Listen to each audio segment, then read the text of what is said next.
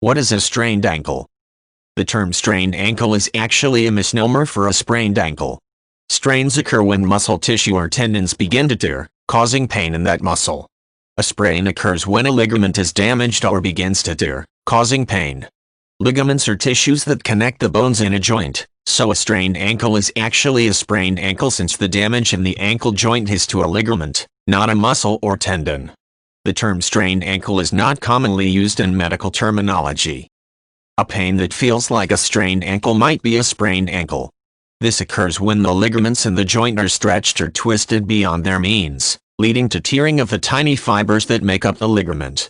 A sprain will result in swelling and tenderness, as well as a loss of mobility, and a sprained ankle sufferer is likely to be unable to put pressure on the joint for several days or weeks, depending on the severity of the injury.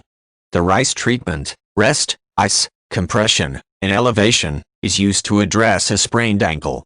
These practices are aimed at reducing swelling, thereby reducing pain and increasing blood flow to the injury. A muscle strain can sometimes be confused for a strained ankle.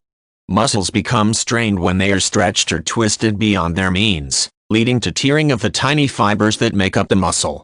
These injuries can also be treated using the RICE treatment, and the pain can radiate into the ankle, making a sufferer believe he or she has endured a strained ankle.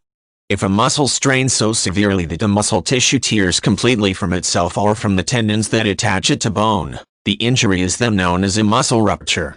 Ruptures can be extremely painful and difficult to recover from. Surgery may be necessary to repair the ruptured muscle. Sprained ankles often occur among athletes. A good way to combat the likelihood of a sprained ankle is to wear highly supportive footwear.